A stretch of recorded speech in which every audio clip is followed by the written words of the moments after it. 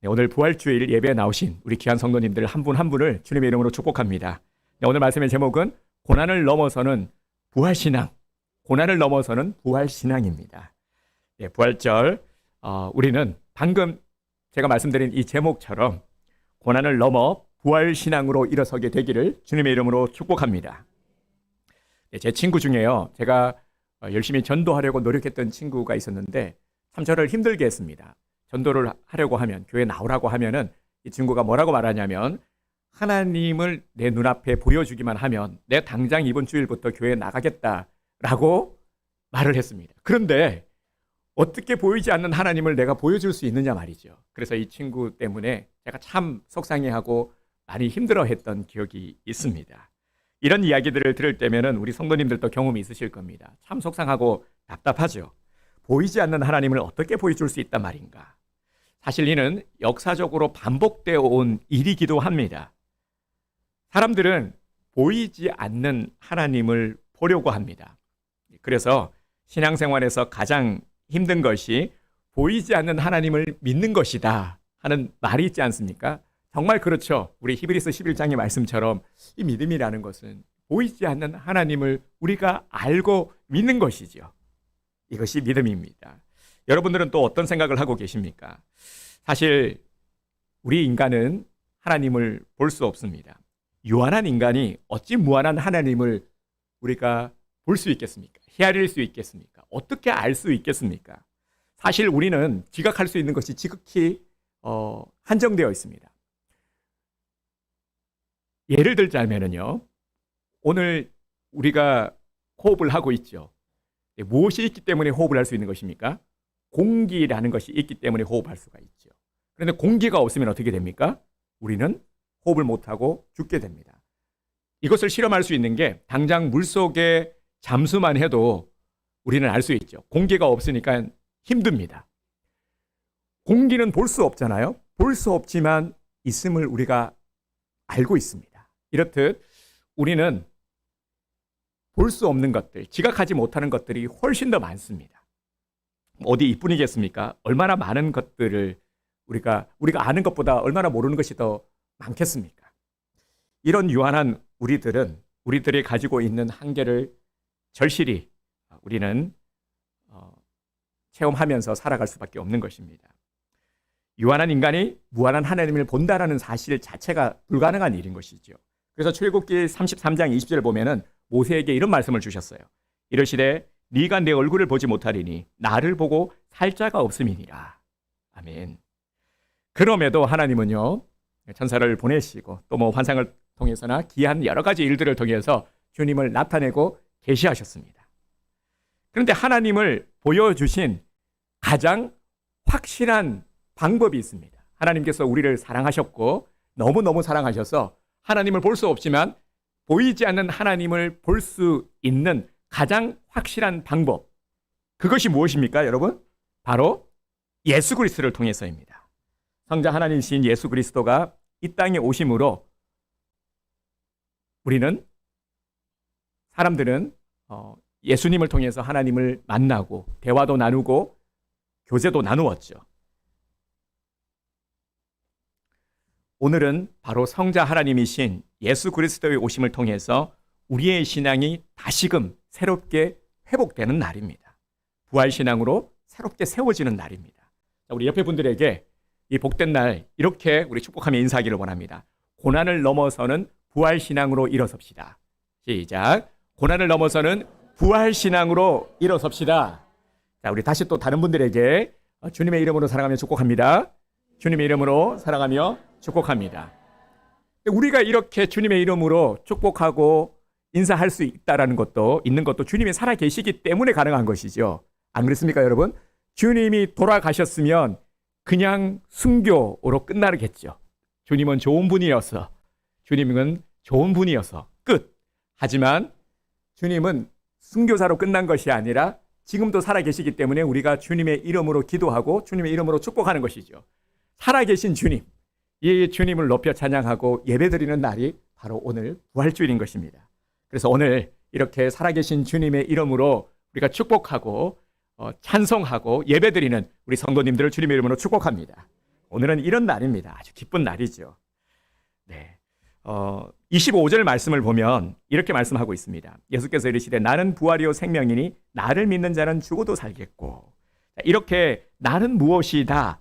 헬라어로 에고 에이미라고 이렇게 되어 있는데요.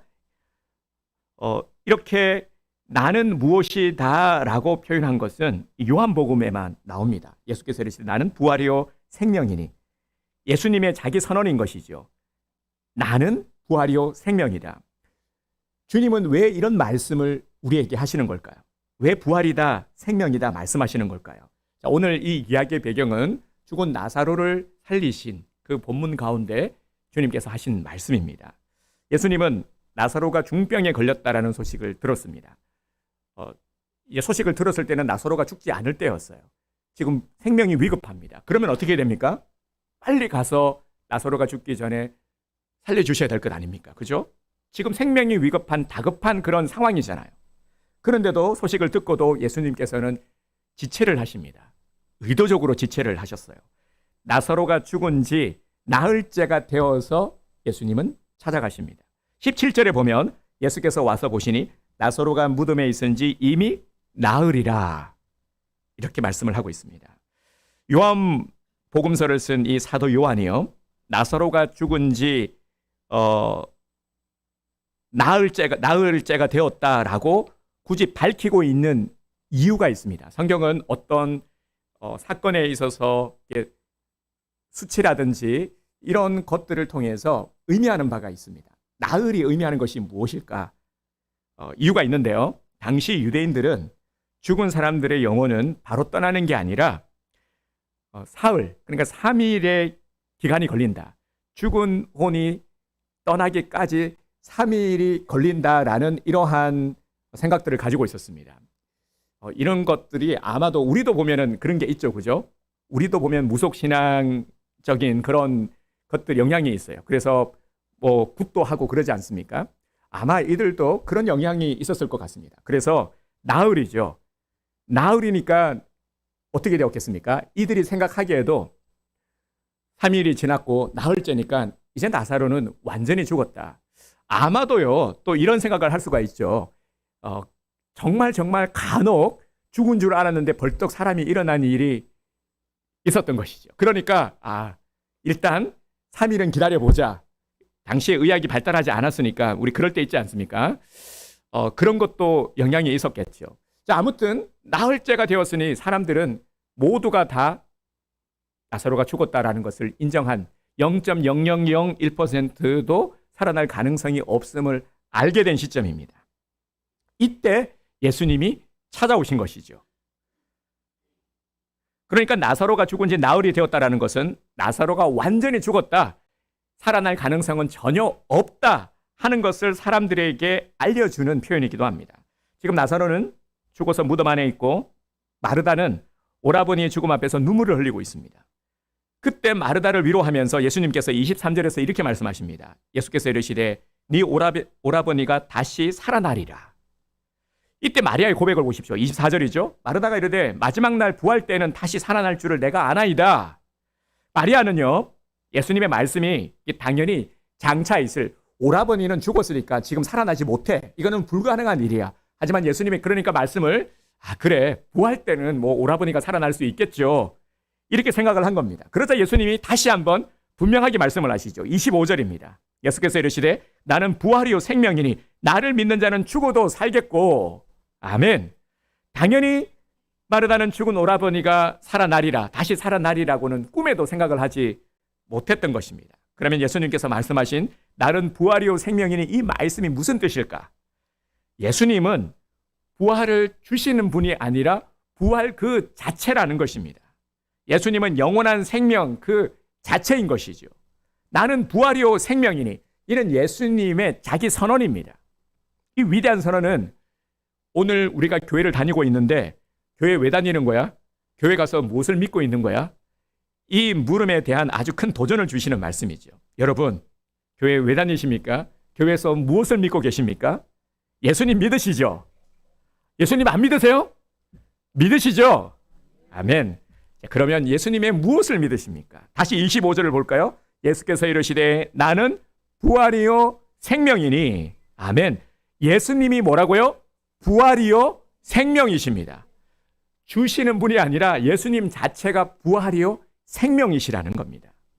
이것을 우리가 믿는 것이죠. 예수님께서는 마지막에 우리들에게 질문을 던지십니다. 26절 마지막 절이 뭡니까? 이것을 네가 믿느냐?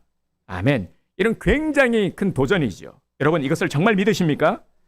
여기서 알 수 있는 핵심이 무엇입니까? 우리 기독교 하면은 기독교 핵심 두 가지가 있죠. 한 가지가 십자가, 또 한 가지는 부활. 그렇죠. 이 십자가와 부활이 기독교의 핵심입니다. 이 두 가지를 빼놓고는 기독교를 이야기할 수가 없죠. 그 가운데서도요, 부활이 정말 중요합니다. 십자가 사건도 대단한 것이지만 부활로 완성이 되는 것이죠. 예수님의 제자들을 보면 여러분들이 생각하는 예수님의 이 제자들의 모습이 어떻습니까? 우리가 고난 주간을 통해서도 복음서의 말씀을 묵상했죠. 요한복음의 말씀도 묵상을 하셨을 것이고, 또 매일 성경 큐티 본문 말씀을 통해서 마가복음을 우리가 또 함께 우리가 나누었고요. 그런데 이 말씀들을 보면 예수님의 제자들의 모습이 우리에게는 그렇게 좋게 기억되지가 않습니다.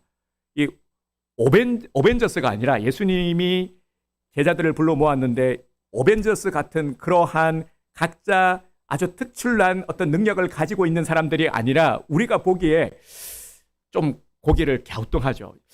예수님의 참 이 안목이 왜 이렇게 없으신가 싶을 정도로 오합지졸 같은 그런 제자들의 모습 아닙니까? 깨어 기도하라 그러는데 막 다들 자고 있고 이런 모습이었어요. 그래서 저는 제자들의 모습이 친근감 있게 느껴집니다.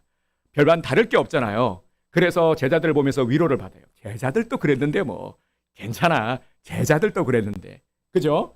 제자들은요, 뭐 예수님 돌아가시고 나서 다 뿔뿔이 흩어져 버렸잖아요. 베드로도 고기 잡으러 가고, 특히 베드로는 정말 예수님의 수속 제자라고 그런 위치에 있으면서도 예수님을 또 부인했잖아요. 예수님 아냐 그러니까 자기 살려고 나 몰라. 뭐 무슨 얘기 하느냐고. 그죠? 그것도 한 번도 아니고 3번이나 부인했잖아요. 이게 제자들의 모습이었어요. 그런데 여러분, 이런 제자들이었지만 그런데 이 제자들이 완전히 달라지는 시점이 있죠. 바로 부활하신 예수님을 만나고 나서입니다. 그 전까지는 오합지졸이었어요. 어벤져스가 아니라 오합지졸. 그런데 부활하신 주님을 만나고 나서는 이들이 완전히 달라졌어요. 그래서 초대교회 역사를 보면 우리가 신약 성경을 통해서도 알 수 있듯이 이 제자들이요, 교회도 세우고 엄청난 많은 일들을 하게 됩니다. 초대교회의 지도자들이 되고요. 그리고 대부분 다 순교를 했죠. 그 정도로 정말 이 위대한 주님의 과업을 달성하는 그러한 사도들이 되었습니다. 어떻게 했을 때? 부활하신 주님을 만났을 때. 그러니까 이들이 부활신앙을 지녔을 때에 완전히 삶이 달라졌다는 것입니다. 이 부활신앙이 이토록 위대하고 대단한 것이죠. 그래서 오늘은 우리가 이 부활신앙을 회복하는 날입니다. 예수님의 부활을 경험한 사람은, 부활신앙을 가진 자들은 삶이 달라질 수밖에 없다는 것입니다. 사셨네 예수 다시 사셨네. 이따가 우리 함께 찬송하겠지만 예수님은 다시 살아나셨습니다. 이것이 팩트예요. 팩트. 우리 팩트 체크라는 말이 우리 또 신조어지 않습니까? 그죠? 요즘 보면은 이 가짜 뉴스가 너무 많다 보니까 그래서 나온 말이 팩트 체크잖아요. 유튜브 같은 데 보면은 늘 막 보면은 이상한 뉴스들 많아요. 그래서 막 조회수 그제 올리고 팩트 체크를 해야죠. 진짜냐라는 것을 아는 것이 대단히 중요하고, 오늘 우리가 이 분명한 믿음을, 예수님의 부활이 진짜라는 것을 우리는 분명히 알아야 합니다. 죽고 끝나버렸으면 순교로 끝났겠지만 예수님은 다시 살아나셨습니다. 예수님은 사망의 권세, 사람은 감히 넘어서지 못할 그 사망의 권세를 이기셨고요. 이 죽음의 권세를 이기심으로 하나님의 아들이심을 입증하셨습니다. 우리가 믿는 것은 십자가와 부활이고, 우리가 증거해야 될 이 복음이 무엇입니까? 복음의 중심이 바로 십자가와 부활인 것입니다. 부활은 새로운 창조입니다. 이 창조 사건인 것이죠. 부활 사건은 죽음의 권세 아래에 있는 우리에게 영원한 하나님의 생명이 우리 안에 주어지는 이 재창조의 역사인 것입니다. 죽은 영이 아니라 살리는 영이 우리에게 임한 것이죠. 이것을 모든 사람들이 보는 앞에서 오늘 본문에서 예수님은 죽은 나사로를 살리심으로 증명해 주신 것입니다. 이 나사로의 사건을 통해서 이제 예수님께서 앞으로 이제 행하실 것, 예수님의 십자가의 죽으심과 부활을 나사로를 통해서 미리 먼저 보여주신 것입니다. 사랑하는 성도 여러분, 지금 우리의 현실을 한번 살펴봅시다. 오늘 우리가 이제 부활절 예배를 드리고 있는데 지금 나는 부활에 대해서 어떤 생각을 갖고 있습니까? 정말 부활에 대한 감격, 기대를 가지고 계십니까? 우리 권사님 한 분은 이 부활에 얼마나 부활이 감격스러웠던지 오늘 1부 예배도 참석하시고 2부 예배도 오늘 또 똑같은 설교인데도 불구하고 설교가 다를 겁니다. 네. 네, 또 이렇게 참석을 하셨어요. 권사님 왜 이렇게 일찍 나오셨어요? 그랬더니 부활절이니까 이렇게 나오고 싶어서. 네, 목사님이 왜 물어보시나? 내가 나오고 싶어서 내가 나왔는데 네가 뭔데 내게 묻나? 네, 그러신 것 같아요. 괜찮습니다. 네. 그러니까 오늘 보면서 저도 오늘 참 감동이 되더라고요. 그래, 이렇게 사모함이 있고, 그죠? 이 부활이 너무 감격스러운 날이거든요. 부활절이 그냥 절기가 아니라 정말 대단한 날, 우리를 살리고 우리를 변화시키고 우리를 살게 한 역사적인 날이지 않습니까?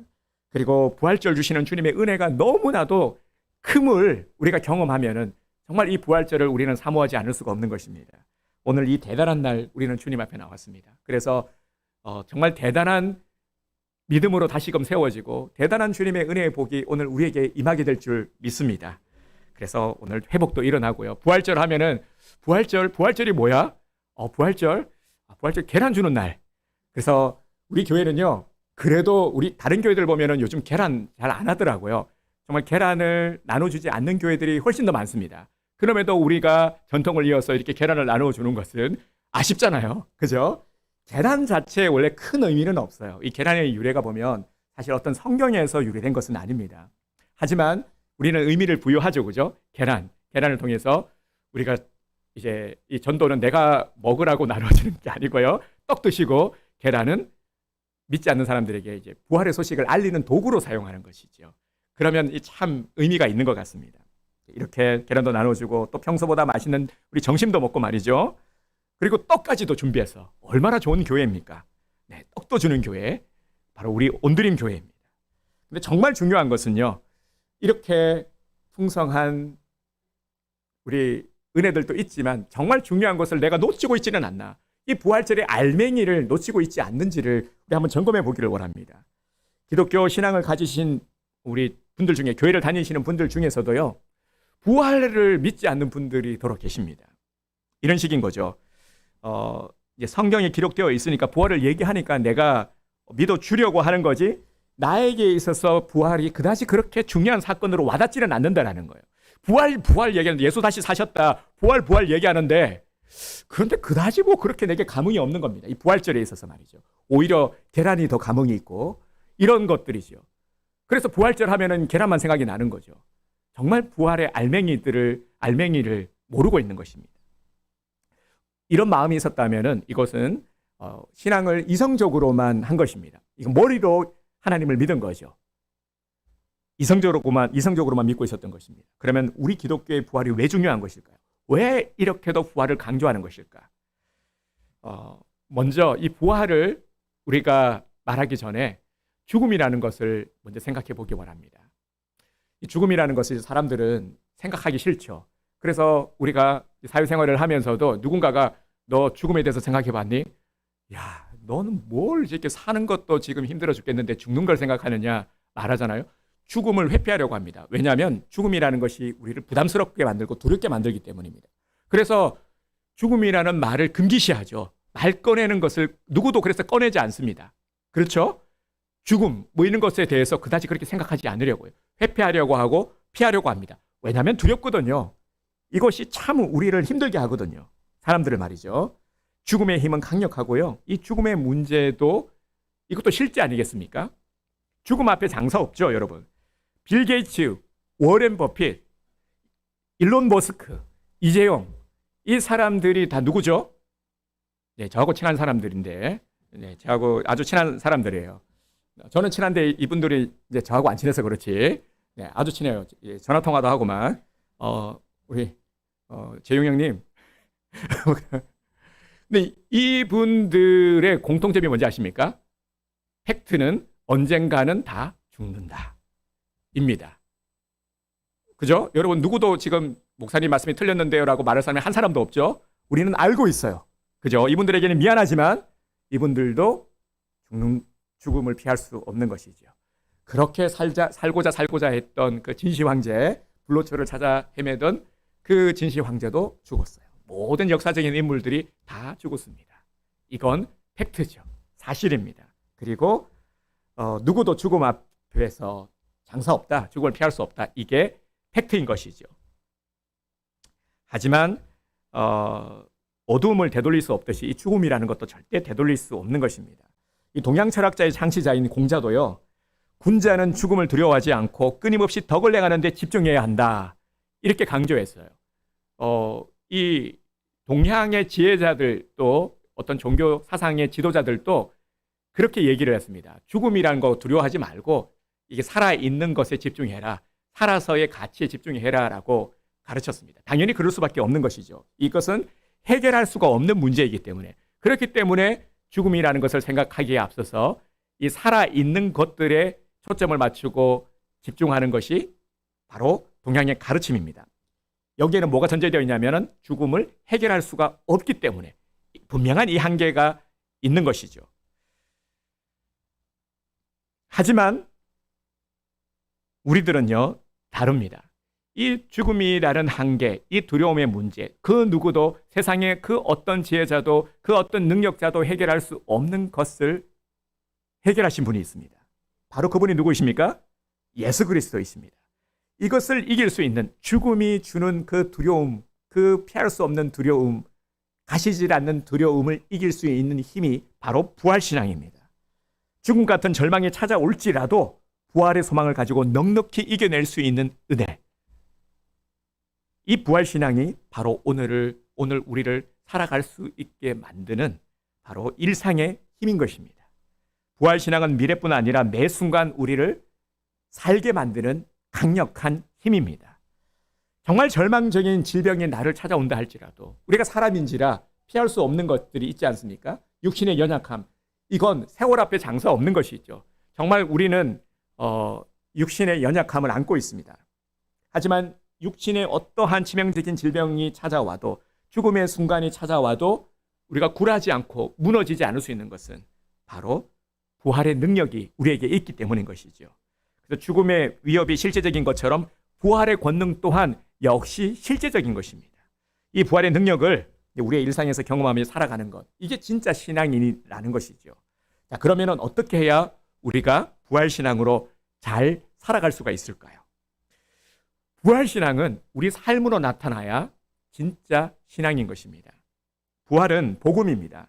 인간적으로 보면은 이 죽음이라는 것이 저주 같아 보이고 고통이고 실패 같아 보이지만, 부활의 복음을 믿는다면 이 죽음은 더 이상 고통도 우리에게 불행도 아닌 것입니다. 하나님께서 더 영광스럽게 하나님의 백성들을 변화시켜 주실 그 날을 우리가 소망하며 기다리기 때문입니다. 부활은 복음입니다. 만약에 부활이 없다면 오늘 우리는 어떻게 되었을까요? 부활이 없다면, 예수님의 부활이 없었다면 어떻게 되었을까요? 아마 아무것도 없겠죠. 오늘 우리가 이 자리에 있지 않았겠죠. 우리에게 일어나는 모든 것들이 다 불행으로 끝나게 될 것입니다. 그러나 부활은 엄청난 반전을 일으킵니다. 우리가 정말 그리스도인으로서 이 땅을 살아가면서 신앙 때문에 때로는 좀 손해를 보기도 하고, 신앙 때문에 더 좀 소가리를 하기도 하고, 신앙 때문에 우리가 고난을 당하기도 하지만, 그럼에도 인내해야 하는 이유는 바로 부활이 우리에게 있기 때문입니다. 부활은 결코 추상적인 것이 아닙니다. 희미하거나 막연하지 않습니다. 부활은 우리를 살게 만들고 영원히 우리를 살게 만드는 실질적인 축복입니다. 그래서 예수님은 우리에게 당부하셨어요. 너희는 먼저 그의 나라와 의를 구하라. 계속해서 우리의 시선을 이 땅에 두게 하지 않고 눈을 들어서 하나님 나라를 바라보도록 하셨어요. 돛뱀을 바라보고야 살 수 있듯이 바라보고, 자꾸 하늘을 바라보고 아래의 것들에 마음 뺏기지 않고 그것 때문에 소갈이하지 않고 자꾸 바라보도록, 문제의 늪에 빠지지 않도록, 그 문제를 벗어나고 주님을 바라보도록 어떻게든 주님을 바라보면 어떻게든 주님만 바라보면 주님께서 살려주신다 하는 것을 주님께서는 계속해서 깨닫게 해주셨습니다. 그래서 계속해서 우리는 그 나라와 하나님 나라를 소망하며 살아가야 합니다. 그래야 모든 고난들을, 모든 어려움을, 역경들을 우리가 이겨낼 수 있습니다. 피한다고 되는 게 아니거든요. 피한다고 될 수 있으면 얼마나 좋겠습니까? 이렇게 피하고 또 상처받고 힘들어하는 우리들에게 주님은 말씀하고 계시는 것입니다. 하나님 나라를 바라봐라. 주님을 바라봐라. 부활신앙으로 일어서라. 이것을 우리에게 말씀하고 계시는 것이죠. 그래서 우리가 부활신앙으로 살아가야 하고요. 정말 부활의 날을 맞이해서 완전한 구원을 이루어서 우리는 천국의 삶을 누려가야 하는 것입니다. 이게 우리의 삶의 모습인 것이죠. 그래서 오늘 주님께서는 우리들에게 말씀하고 계십니다. 내가 부활이요 생명이니. 요한복음 11장 26절을 다시 한번 우리 선포하겠습니다. 시작.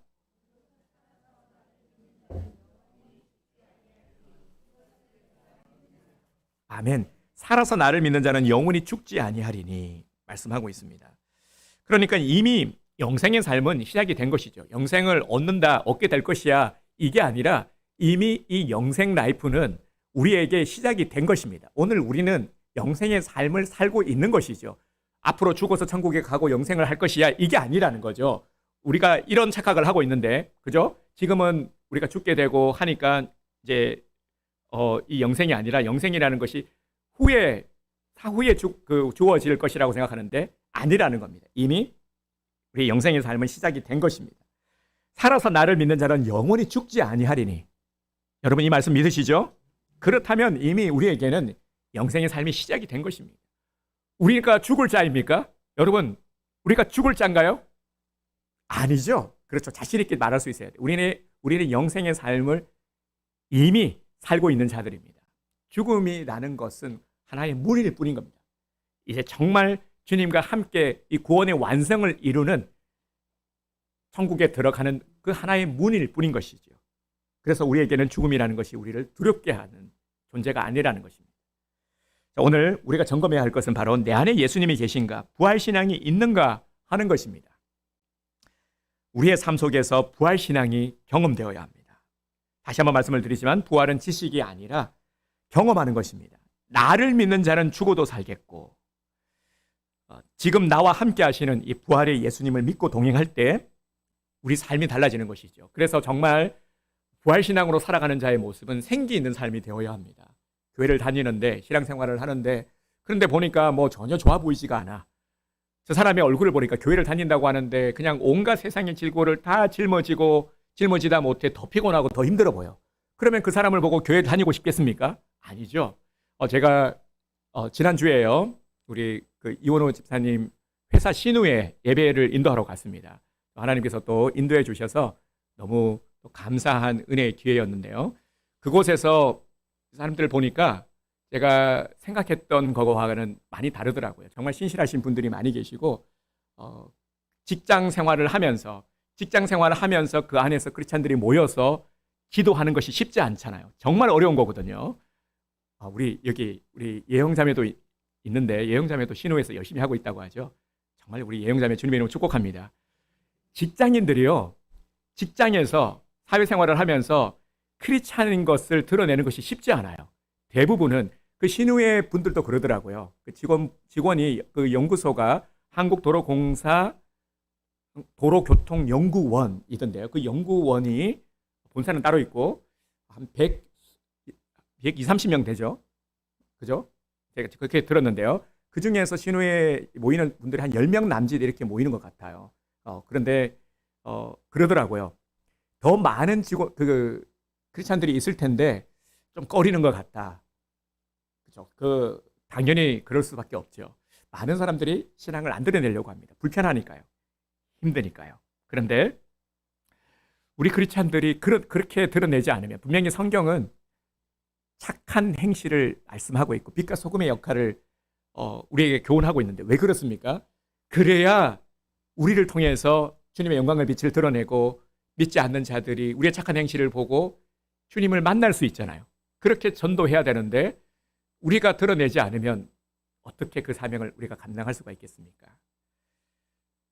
그래서 우리는 정말 오늘 이 부활신앙으로 우리가 변화를 받아서 정말 빛과 소금의 역할을 감당할 수 있는, 그래서 만남이 두렵지 않고 이 만남을 통해서 정말 만남이 두렵지 않고 만남이 복됨을 안다면 내가 복의 통로가 되고 그로 통해서 하나님께서 부어주시는, 관계를 통해서 부어주시는 이 하나님의 복이 엄청나게 많습니다. 사실 우리가 살아가면서 대부분의 복이 관계를 통해서 부어주시는 것이거든요. 그래서 이 관계 복을 열어가야 되는 것입니다. 그러기 위해서 우리는 더욱더 이 부활신앙이 회복되어야 하는 것입니다. 계속해서 열어가야 하는 것이죠. 어딜 가든지 누구를 만나든지 부활신앙의 이 당당함, 생기 있는 모습, 정말 주님을 만나고 주님과 동행하는 자의 그 생기 있고 담대한 모습, 자신 있는 모습, 그런 모습이 우리에게서 드러나야 하는 것입니다. 진짜 진가는 어려울 때죠. 어려울 때, 힘들 때 저 사람을 보니까 우와, 진짜 힘든 거 아는데 어떻게 저렇게 당당할 수 있지, 담대할 수 있지, 포기하지 않고 저렇게 성실할 수 있지를 보여주는 것이 우리의 진가가 되어야 합니다. 이것이 부활신앙이 삶의 모습으로 드러나는 모습인 것이죠. 부활신앙으로 살아가면요, 우리의 삶의 현장 가운데, 우리 직장의 삶 가운데, 우리의 일터 가운데 임마누엘의 하나님을 우리가 경험하게 됩니다. 임마누엘, 여러분 임마누엘 뜻 아시죠? 하나님이 잠자는 우리들에게 임마누엘. 네, 임마누엘은 하나님이 나와 함께 하신다는 거예요. 네, 잠 깨셨죠? 네, 주님께서 임마 이렇게 말씀하시는 거예요. 임마누엘. 네. 네. 임마누엘의 하나님은요, 계속해서 우리들에게 말씀하고 계십니다. 계속해서요. 말 듣지 않으면 임마, 계속해서 우리에게 말씀하세요. 계속 깨우시고요. 함께 한다고. 내가 너와 함께 하고 있다는 것. 여러분 이 사실을 잊지 마시기 바랍니다. 임마누엘의 하나님은 항상 나와 함께 계시다. 언제나 주님은 나와 함께 계시다. 이건 대단히 놀라운 특권인 것이죠. 기독교의 베스트셀러 작가인 켄 가이어가요, 기도문에서 이렇게 주님을 고백하고 있는데 제가 인용해서 소개를 드리도록 하겠습니다. 오늘 또 부활절을 맞이한 우리들에게 참 너무나도 감동이 될 수 있을 것 같아서 제가 소개를 드립니다. 부활하신 주님, 모든 것이 너무나 뿌옇게 보일 때, 당신조차도 뿌옇게 보일 때, 그리고 당신의 목소리가 이상하고 낯설게 들릴 때 제가 눈물을 씻고 당신이 제 곁에 서 있다는 것을 보게 해 주옵소서. 제가 왜 우는지 알고 싶어 하시고 제 상처가 무엇인지도 알고 싶어 하시고 제 눈에서 눈물을 닦아주고 싶어 하신다는 것을 보게 해 주시옵소서. 감사합니다. 부활의 주님, 거기에 계심을 감사합니다. 그리고 결코 저를 떠나시거나 버리지 않고 제 삶의 가장 어둡고 추운 때에도 함께 계심을 감사드립니다. 예수님은 바로 우리 곁에 계십니다. 아멘. 이런 고백을 드리고 있습니다. 하나님은 오늘 우리가 철저한 부활신앙인으로 살아가기를 원하십니다. 그래서 정말 무늬만 크리스찬이 아니라 진짜 살아있는 우리에게 주어진 놀라운 능력을 나타내시기를 바랍니다. 주님께서 주시는 권능을 마음껏 나타내시기를 바랍니다. 그래서 우리가 누려야 될 특권들을 마음껏 누리는 우리 성도들이 되시기를 바랍니다. 하나님은 임마누엘 하나님은 영원히 우리와 함께 계십니다. 이게 놀라운 것이죠. 단지 어떤 한시적으로 우리와 함께 있는 것이 아니라 영원히, 지금도 이 순간도 우리와 함께 하신다는 것. 그리고 영원히 우리와 함께 하시는 임마누엘의 하나님. 하나님은 지금 나와 함께 하십니다. 혹여나 아직도 좀 마음에 확신이 없으신 분들이 계십니까? 그렇다면 오늘 부활이요 생명 되시는 예수님 앞으로 더욱더 적극적으로 나아가시기를 바랍니다. 주님께서 오늘 우리들에게 말씀하십니다. 제가 말씀을 읽을 때 자신 있게 답을 해보시기 바랍니다. 예수께서 이르시되 나는 부활이요 생명이니 나를 믿는 자는 죽어도 살겠고 무릇 살아서 나를 믿는 자는 영원히 죽지 아니하리니 이것을 네가 믿느냐? 아멘. 아멘. 이것을 주님 제가 믿습니다. 우리 이렇게 주님 앞에 고백드리기를 원합니다. 부활의 주님이 나의 능력 되심을 믿으시기 바랍니다. 내 문제 해결의 유일한 답은 누구죠? 예수 그리스도. 제가 예수 그리스도 할 때 같이 힘주어서 예수 그리스도를 외쳐주시기 바랍니다. 내 문제 해결의 유일한 답은 예수 그리스도이십니다. 절망과 낙심의 유일한 해결책은 오직 예수 그리스도. 죽음에 대한 유일한 대답은 오직 예수 그리스도. 아멘. 죽음과 사망의 권세를 이기신 그 예수 그리스도가 우리와 함께 계심을 믿고, 그리고 이제 믿고 나아갈 때 어떠한 죽음의 권세가 우리를 엄습한다 할지라도, 어떠한 힘든 일, 어떠한 고난이 우리 앞에 닥친다 할지라도 부활신앙으로 이겨내고 최후 승리를 이루는 우리 성도님들이 되시기를 주님의 이름으로 축복합니다. 우리 함께 기도하겠습니다.